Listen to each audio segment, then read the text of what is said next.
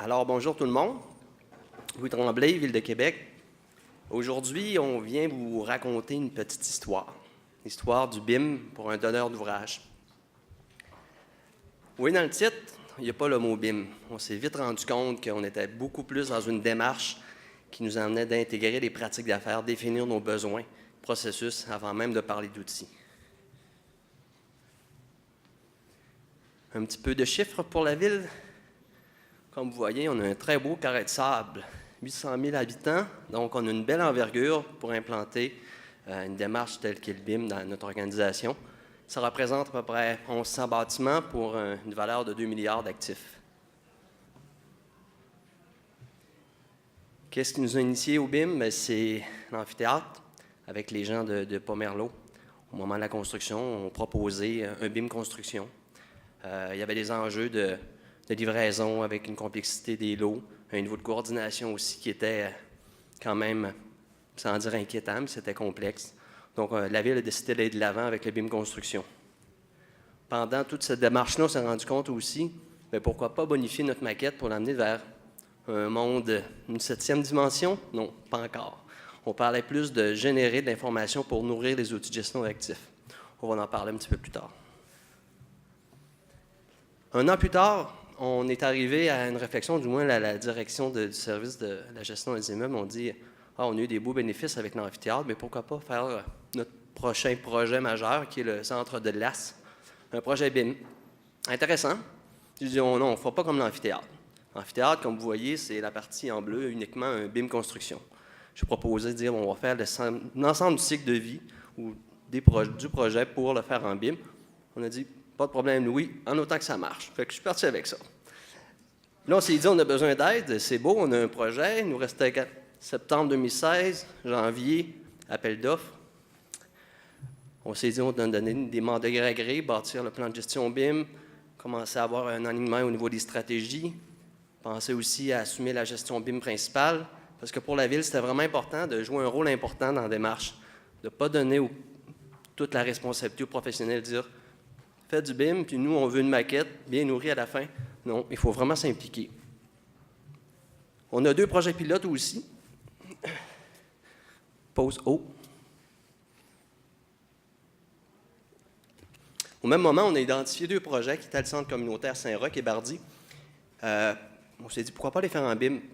Le directeur des projets a amené l'idée, sauf qu'on n'était pas prêt. On était quand même en rédaction du plan de gestion BIM. On a quand même décidé de partir en appel d'offres en exigeant le BIM sans plan de gestion BIM contractuel. Puis à ce jour, ces 2 projets-là sont en construction, puis on a quand même un beau succès, puis on a une belle rétroaction. Pourquoi un donneur d'ouvrage aller en BIM? Dans le contexte, dans le fond, ce qu'on vit souvent à la Ville, c'est le niveau de coordination des plans de vie qui, malheureusement, est déficient. On arrive trop souvent en appel d'offres. On peut aller jusqu'à 15 addenda pour se coordonner. Inacceptable, dû à des imprécisions, manque de temps peut-être, bref. Donc, c'est le contexte dans lequel on était depuis de nombreuses années. Et aussi, il y a beaucoup d'argent qui s'en va au projet, mais pas vraiment pour l'utilisateur. Historiquement, on a une moyenne peut-être d'une dizaine de pourcents d'extra pour les bâtiments neufs, 15% pour les bâtiments existants, puis 20% dans le patrimonial. À ça, on ajoute les contingences. C'est normal, les contingences, vous allez dire, mais souvent, ces argents-là sont utilisés pour corriger des erreurs, ce qui était lié au manque de coordination.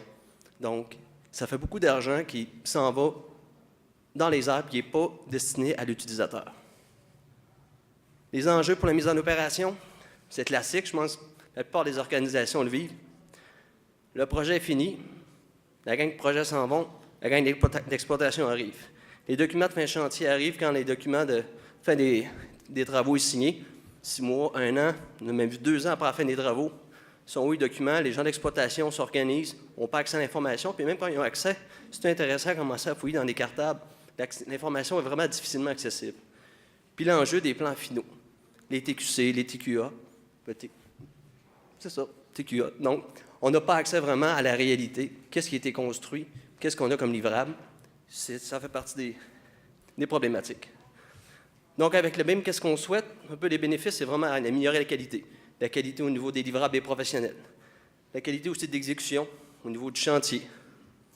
Réduire les conflits entre les disciplines. Réduire les demandes d'avis de changement. C'est toutes des choses, je ne vous apprends rien, vous êtes dans le milieu. Mais bref, pour nous, à la ville, c'était vraiment l'objectif.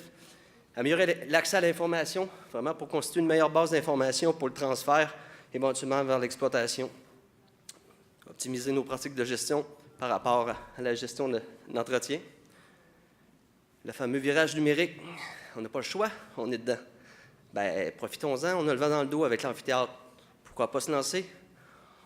Profitons aussi de la rétroaction rapide des projets qu'on a. Les centres communautaires, nous, ça nous prend 24 mois, la commande est partie et livrée. Belle rétroaction, un apprentissage rapide au niveau de nos connaissances. Bien, il ne faut pas oublier non plus que le donneur d'ouvrage a une responsabilité. C'est à lui à dicter le marché. C'est à lui à émettre les exigences pour forcer les gens de l'industrie à prendre le virage numérique. C'est sûr que ces acteurs-là n'ont pas le choix. C'est un beau petit terme que j'ai appris récemment, que je trouve très intéressant. La coopétition, un mélange de coopération et de compétition. On n'aura pas le choix de se rendre là si on veut vraiment devenir performant. Puis la dernière phrase, je l'ai mis pour notre vérificateur général qui serait fier de moi.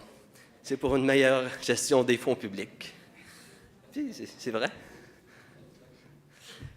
Donc, on a lancé des mandats gré à gré. On est parti avec les projets pilotes. Sauf qu'on a envoyé une vision plus à long terme pour se structurer, s'organiser. On a préparé des mandats pour se faire accompagner sur une base de 24 à 36 mois. Des mandats qui sont à taux horaire. Divisés en deux parties. Une partie un peu plus, je résume grossièrement, là, mais conception-construction, puis une partie exploitation. Donc, pour la partie plus conception-construction, tout ce qu'on appelle l'implantation et le déploiement du BIM, BIM One a remporté l'appel d'offres. Puis pour ce qui est de la gestion d'actifs qui est liée au BIM, c'est Planifica qui l'a remporté. Donc, encore là, on est dans un contexte de compétition. C'est des gens qui sont dans l'industrie, souvent qui vont être des adversaires, entre guillemets, mais je veux dire des gens qui sont appelés à collaborer pour faire avancer l'industrie. Puis comme j'ai dit, d'entrée de jeu... Quoi, Franck, as-tu quelque chose à dire? Ah, OK. Ah, mais c'était pas ça au début, là.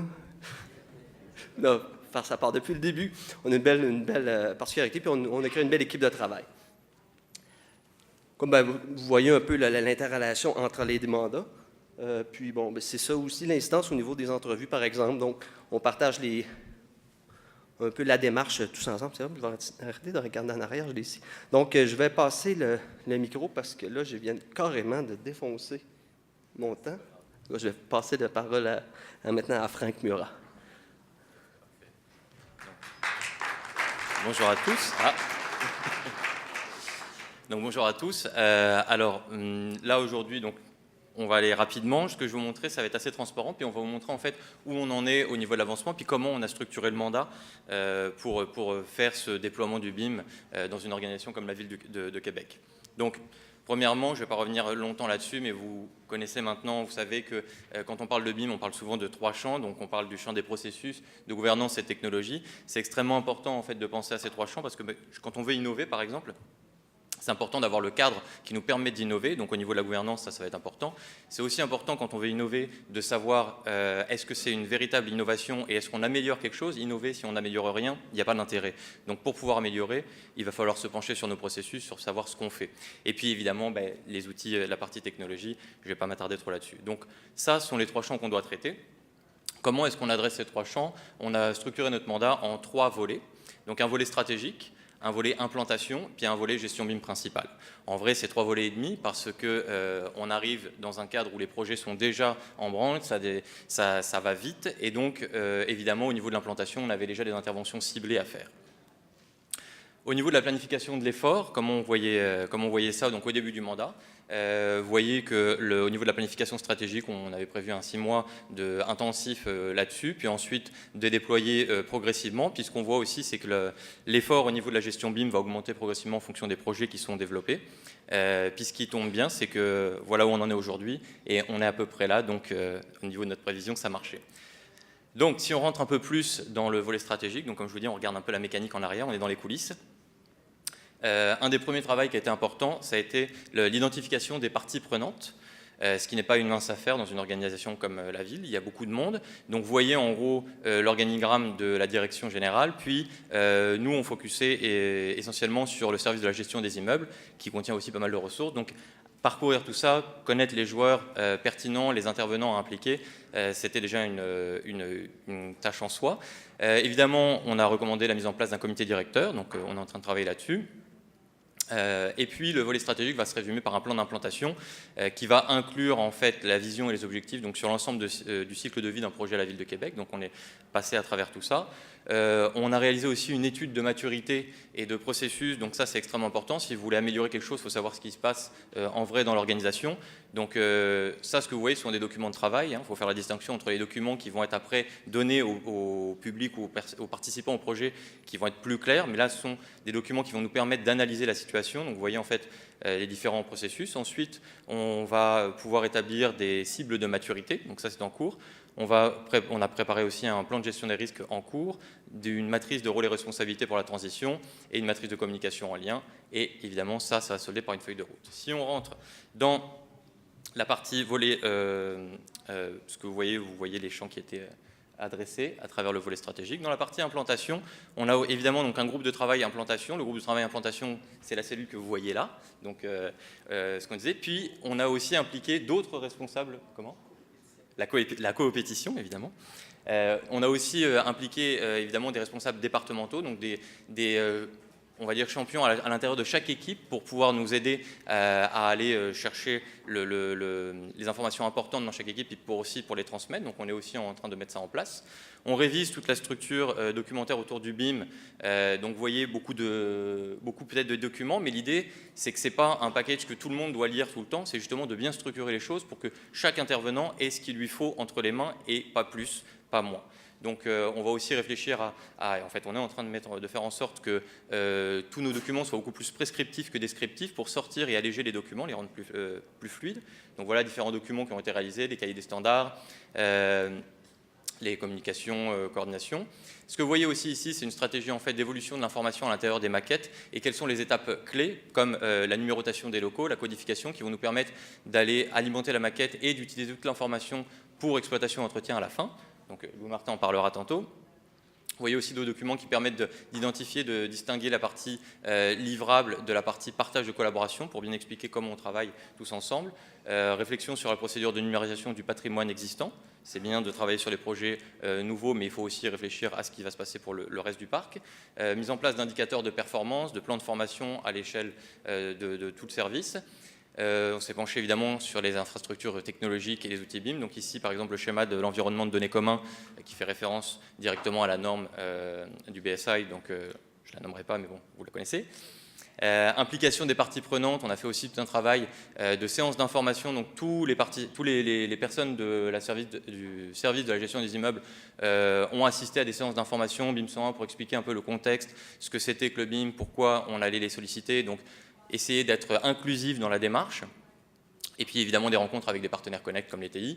On a fait un travail aussi actuellement de révision de tous les livrables, donc liste des livrables. Donc évidemment, ce n'est pas nous qui faisons ça, hein. On travaille avec les gens de la ville, évidemment, pour réviser tout ça, voir quels sont les livrables qui sont requis, ceux qui pourraient être remplacés par des livrables BIM. Donc on a ajouté ou remplacé certains livrables.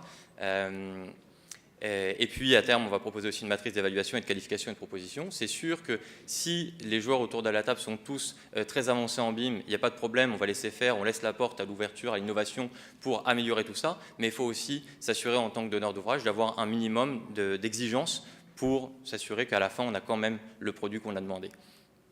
Un guide des meilleures pratiques. Et donc vous voyez encore une fois quels sont les champs qui sont adressés à travers ces actions-là. Et pour finir, évidemment la gestion BIM principale, je ne m'attarde pas trop là-dessus, mais en gros ce que ça veut dire assurer la gestion BIM principale sur l'ensemble des projets, c'est d'encadrer le processus BIM dans le projet, c'est d'accompagner et supporter la ville et tous les participants au projet, et d'assurer aussi un contrôle qualité et le respect des directives. Okay. Ça fait que nous sommes actuellement le répondant principal pour toute question relative au BIM, mais c'est une chose qui est temporaire parce qu'on est en parallèle en train de créer une équipe BIM et de l'accompagner dans la transition. Donc l'idée à la fin, c'est d'autonomiser la réalisation des projets BIM à la ville et de passer le relais vraiment à la ville. J'en profite pour passer le relais à Louis Martin. Merci.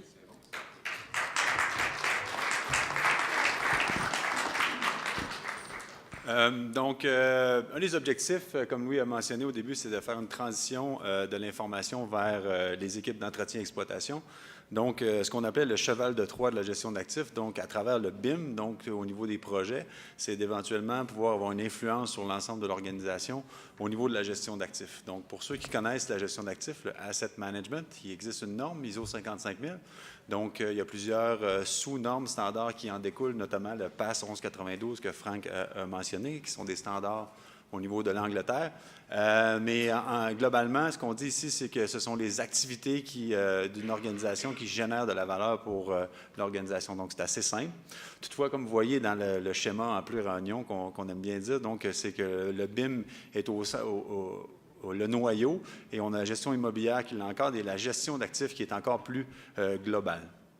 Donc, le but, c'est de trouver éventuellement en gestion d'actifs un équilibre entre les coûts, les risques et la performance. Donc, généralement, les coûts sont capés, donc sont maximisés, ainsi que la performance aussi est définie. Donc, il nous reste les risques à gérer. Donc, à travers le BIM, on peut faire une meilleure gestion au niveau des risques notamment. Donc, la pyramide de l'information, le focus ici sur la gestion de l'information, c'est de dire on a des maquettes, on a une opportunité incroyable de pouvoir y intégrer des informations. Donc, l'objectif ici, c'est de dire, OK, on a des données à la base qui deviennent des informations et qui éventuellement deviennent des connaissances. Donc, la plupart des gens qui gèrent les actifs ont beaucoup de connaissances, mais ils ont aussi de la difficulté des fois à les redescendre au niveau des données. Donc, l'objectif avec les maquettes, c'est vraiment de faire monter la donnée pour pouvoir utiliser les connaissances et les utiliser pour prendre des décisions, puis éventuellement les redescendre en action pour réaliser des projets. Donc, au niveau de l'organisation, donc BIM1 présentement, ce que Franck a présenté, on est très focus au niveau des projets. Et en parallèle, on a travaillé avec les gens d'entretien qui vont recevoir cette information-là qui va être dans les maquettes. Donc, on a fait des exercices, on a une approche très humaine. Il n'y a pas nécessairement des choses très, très complexes dans ça, sauf qu'on a fait plusieurs ateliers avec l'ensemble des disciplines et pour se rendre compte qu'à la base, il n'y a pas de langage commun, donc il n'y avait pas de nomenclature standardisée. Donc, les ingénieurs professionnels pouvaient nommer les choses d'une certaine manière, les ingénieurs à la ville ou architectes pouvaient nommer les choses d'une autre manière, et les gens d'entretien pouvaient aussi les nommer d'une autre manière. Donc, déjà, de tracer le pont et de développer un langage commun était un exercice très important pour s'assurer que les informations qu'on retrouve dans la maquette vont être les mêmes informations qui vont être transférées vers les outils de gestion. Donc, ce qu'on a fait, c'est que pour chacun des équipements, on s'est entendu sur un code, comme vous voyez ici, une nomenclature avec un code uniforme au départ, ainsi que 4 lettres par la suite avec des termes, des chiffres séquentiels, donc assez simple, mais tout de même, ça a pris quand même plusieurs rencontres pour s'assurer que tout le monde faisait les compromis. On avait des listes qui avaient 2 lettres, des fois 4 lettres, des fois 5 lettres, etc. Donc, le but, c'est d'avoir des codes de lettres qui soient lisibles pour lui-même, mais aussi facilement lisibles et traitables dans les bases de données par la suite. Donc, par la suite, c'est de savoir quelles sont les informations qu'on a besoin pour gérer les actifs. Donc, peut-être ce matin, pour ceux qui étaient là, vous avez entendu parler du standard COBie, donc qui est une structure, un modèle de données qui est utilisé par Building Smart depuis quelques années. Donc, nous, on a fait un COBie déguisé au sens où on a pris le temps de s'asseoir avec les gens, les responsables de discipline, pour leur demander quels sont les attributs qu'ils avaient besoin. Donc, encore une fois, un exercice qui paraît relativement futile, sauf que ça a permis de générer beaucoup d'adhésion auprès des gens d'entretien, les impliquer dans la démarche BIM pour qu'éventuellement, ce soit eux qui soient les récepteurs de cette information-là et puis qu'ils en soient satisfaits. Donc, what do we need to know to manage this asset? Qu'est-ce qu'on a besoin de savoir, de connaître pour gérer cet actif est très important. Donc, encore une fois, pour chacun des types d'équipements, on est allé vérifier des attributs types et on les a demandé d'identifier quels sont les attributs qui étaient essentiels, ceux-là qui étaient souhaitables et ceux-là qui étaient non requis. Donc, on a environ 1200 attributs qui ont été identifiés, duquel on va exiger au niveau des professionnels, des entrepreneurs, de venir remplir ces attributs-là et les valeurs qui leur sont associées pour qu'on arrive avec une maquette complète à la fin avec les informations pour les transférer au niveau des systèmes de gestion. Donc, comme je le disais, une fois qu'on envoie les données à nos amis d'entretien, c'est des happy customers, donc ils vont être contents. Non seulement ils vont avoir choisi et sélectionné les attributs, mais aussi ils vont avoir été impliqués dans la démarche. Donc, c'est vraiment important de mettre l'emphase ici sur le fait ce projet-là, il y a vraiment un aspect humain très important.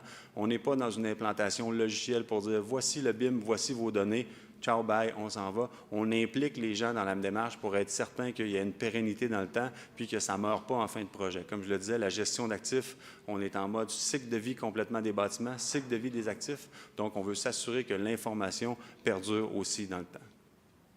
Donc, il y a les bénéfices, évidemment, c'est que le meilleur cycle de vie de l'information, si on réussit à faire rendre compte aux gens que les informations sont aussi des actifs et qu'ils ont des efforts à mettre aussi pour la gérer, donc l'information a aussi un cycle de vie, donc on la crée, on gère la mise à jour et on peut l'archiver s'il y a lieu.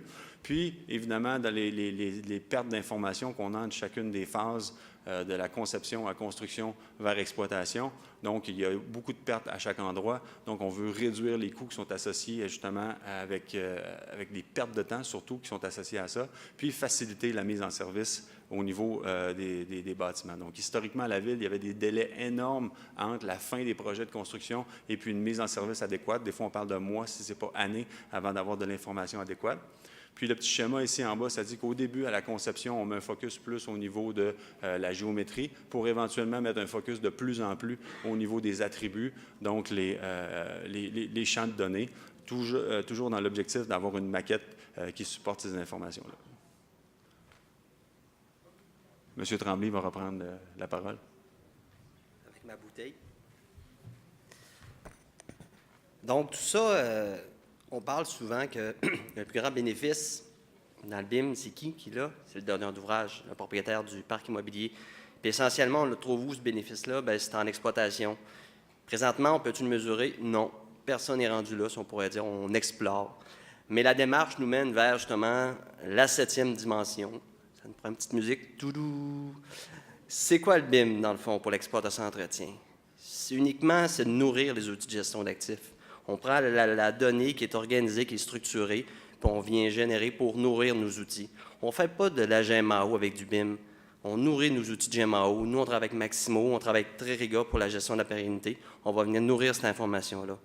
Le 7D, ce n'est pas un usage en soi, comparativement au 4D ou au 5D. On parle essentiellement de gestion de l'information rendue en mode exploitation. On gère de l'information qu'elle soit la donnée, qu'elle soit des documents, de la géométrie. C'est uniquement ça. C'est sûr qu'il y a l'aspect encore, mise à jour des plans, les maquettes, je vous l'accorde, mais essentiellement, c'est de l'information. Dans les enjeux aussi à lesquels on fait face, c'est vraiment la connaissance des processus au niveau des gens d'entretien. En mode projet, ça va bien, tout le monde s'inspire du PMI, tout est documenté, tout va bien. Mais sur le terrain, les gars d'entretien, là, une pompe qui brise, je vais la réparer. Ça finit là. J'ai-tu un bon travail, j'y vais. Tu sais, le travail n'est pas documenté, c'est pas cartographié. Fait qu'il y a un enjeu vraiment de notre côté à cartographier les processus au niveau des gens d'entretien. On parle aussi beaucoup de procédure de cadenassage, qui est une nouvelle loi là, par la CNESST qui oblige les donneurs d'ouvrage à établir un plan de cadenassage de tous ces bâtiments, des systèmes. Donc, on va vraiment par le numérique, ça va nous aider à produire ce genre de documentation-là. Il y a aussi la capacité à transiter vers le numérique. Bien, ça vient encore là avec toute la documentation, le savoir, les logiciels, c'est beau. On va avoir des plateformes de Maximo Mobile à la Ville. C'est déjà en branle depuis 2 ans. Les gens sont super contents. Mais comment tu fais accéder à ton information? Qui va la mettre à jour? Qui va avoir la responsabilité d'eux, etc. Donc, il y a tous ces enjeux-là qui sont à faire face. Essentiellement, c'est qu'on construit la gestion de l'information. Où c'est beau le BIM, là, c'est Revit, on fait des beaux dessins 3D, c'est wow. Mais en arrière de ça, pour un donneur d'ouvrage, c'est quoi? Il faut vraiment penser à se structurer. C'est d'amener un équilibre entre les fameux champs qu'on parlait tout à l'heure, de la gouvernance, des processus, puis au niveau des technologies. L'équilibre de ces champs-là va nous amener vraiment le plein potentiel pour exporter la donnée, pour la manipuler, puis à mesure de l'exploiter, l'information qui est générée des maquettes BIM. Puis comme vous voyez, bien, on parlait au début d'implantation du BIM. Puis là, on se promenait, on faisait des entrevues dans différents départements. Puis là, nous, pourquoi vous faites des entrevues? Ce n'est pas votre mandat. Vous faites des projets de construction. On s'est rendu compte qu'au niveau de l'information, les gens, c'est sûr, ils associent le BIM au 3D. Fait qu'on a brainstormé, on a trouvé un beau terme qui est intégration des pratiques d'affaires et de transition numérique. C'est-tu pas beau? Ça nous amène, à fond, à un résumé de nos projets à la Ville. On vise un virage complet. On ne veut pas avoir des équipes de travail qui sont en mode BIM puis d'autres équipes en mode traditionnel. Le pari, bon, je pense que le risque n'est pas vraiment là, dans le sens que nous, on exige avec nos professionnels, c'est plus la maturité des professionnels, des entrepreneurs qui, dépendamment de la réponse qu'on va avoir, qui va peut-être nous limiter. Mais sinon, là, d'ici 2021, là, on va avoir 10 projets qui vont être en cours ou complétés en BIM avec un niveau d'information BIM. Donc, on arrive à 716 millions de bâtiments. Donc, il faut aussi réfléchir. Là, on va avoir à gérer ce genre d'informations-là en mode exploitation-entretien. On pense aussi aux bâtiments existants, le parc immobilier.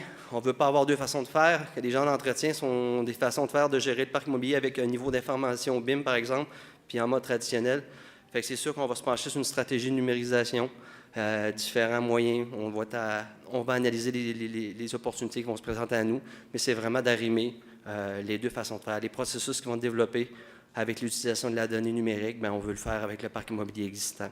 C'est sûr que ça va nous amener une transversalité avec les autres services. On fait ça pour la gestion des immeubles, mais plusieurs services à lesquels ça touche tous ces protocoles-là, tous ces processus-là. L'aménagement du territoire, le développement économique, l'ingénierie, bref. Donc, ça m'amène à ma conclusion. Mon temps est à 0. Il flash, donc j'ai fini là. En résumé, pour nous, c'est quoi la Ville de Québec, le BIM? Bien, c'est clair, c'est un vecteur d'innovation. Ça nous amène à dépasser, à revoir nos façons de faire, à optimiser. C'est une approche aussi qui favorise l'intégration des pratiques d'affaires. On ne se cachera pas, des organisations comme la Ville, on travaille en silo. Les services travaillent en silo, les départements travaillent en silo. Oui, il y a de la collaboration et de l'échange, mais au moins dans nos pratiques, qu'est-ce que ça va aider? Le BIM va créer des passerelles entre ces silos-là, puis on va être en mesure d'avoir un bon cycle au niveau de l'information. Qui a besoin d'informations, à quel moment, d'éviter de répéter. C'est une démarche qui est axée vraiment sur la maturité organisationnelle, la connaissance des processus. On en a parlé tout à l'heure par rapport aux entrevues. On avait réalisé peut-être 25 entrevues. Au début, je trouvais qu'on perdait notre temps, mais mes amis ici m'ont rapidement dit « Non, non, Louis, c'est vraiment important. » Puis après coup, c'est vrai. Il faut vraiment connaître notre organisation pour se lancer dans une démarche comme ça, pour être en mesure d'intégrer le BIM. C'est une gestion du changement qui est centrée sur l'information, la formation, le coaching. Il faut vraiment tenir nos gens informés, savoir où on veut aller, qu'est-ce qu'on fait, puis comment on peut aussi les aider pour passer à ce changement. Puis on termine en disant, bien, c'est vraiment une transition numérique qui va pousser l'industrie de la construction à évoluer et à devenir beaucoup plus performante. On sait que dans les dernières années, l'industrie de la construction, on ne peut même pas dire qu'elle stagne, elle régresse. Avec les statistiques que j'ai vues dans différents milieux, comparativement aux manufacturiers qui montent dans le tapis, bien là, maintenant, avec l'ouverture des marchés mondiaux, si on ne veut pas se faire manger sur la laine sur le dos, bien, il faut s'organiser. Puis si on veut s'organiser, bien, ça passe par le numérique, ça passe par le BIM, entre autres. Alors, faisons comme le petit bonhomme qui fait du surf sur la vague. Si on ne veut pas se faire frapper par la vague, bien, il faut innover. Merci. Merci beaucoup. Est-ce que nous avons des questions? Vas-y, Daniel. D'abord, je voudrais féliciter la démarche. Je pense que c'est un modèle, même canadien, je pense, d'avoir une approche qu'on se sent plus d'abord sur les processus d'affaires, puis après regarder comment on insère la technologie. Une question qui me titille, c'est toujours le... Tu sais, c'est le fun quand tu as 3-4 maquettes de projet, quand tu en as 1500. C'est quoi votre stratégie pour maintenir toutes les maquettes à jour, etc.? Est-ce que vous avez réfléchi à ça?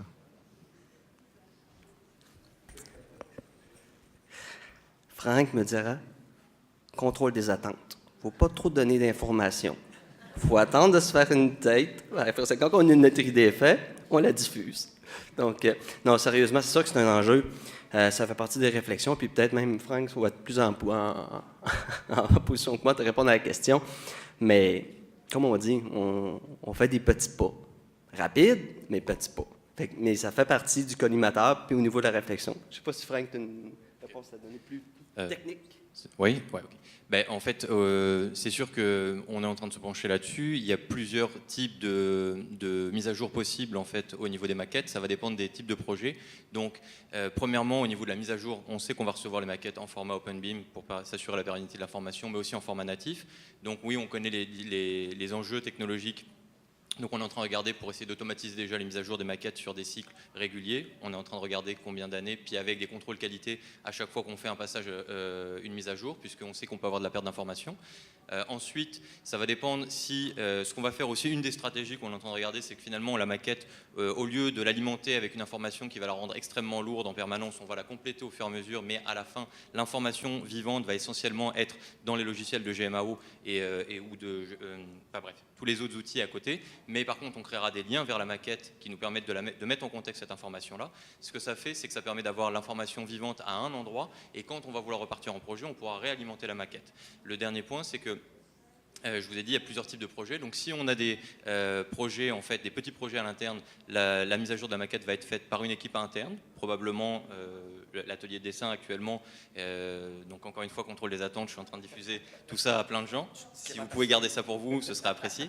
Mais donc, pour les petits projets, ce serait comme ça. Pour les plus gros projets, on sait qu'on va retourner avec des professionnels. Donc là, on verra soit c'est le projet global, auquel cas on livre la maquette intégralement, soit c'est un projet partiel, auquel cas on divisera la maquette. Ça répond?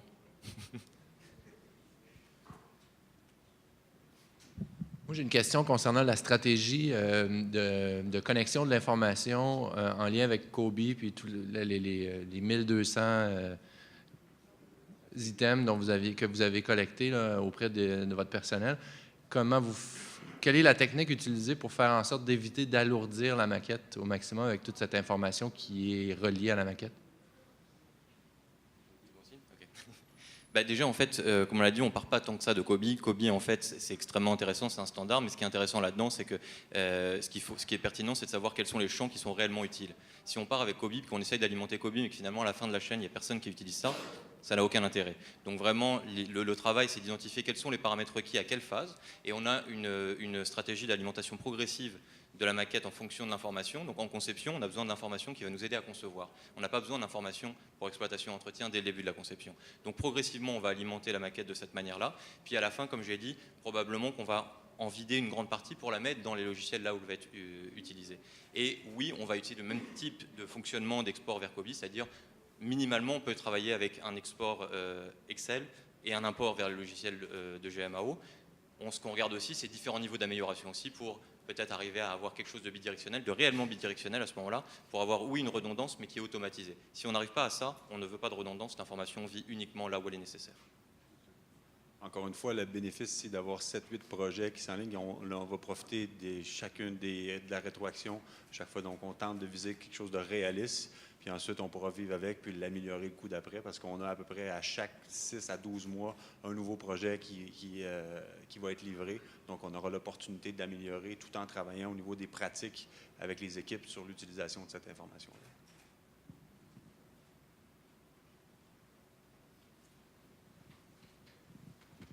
Merci beaucoup. Est-ce qu'il y avait d'autres questions? Parfait. Merci beaucoup, messieurs.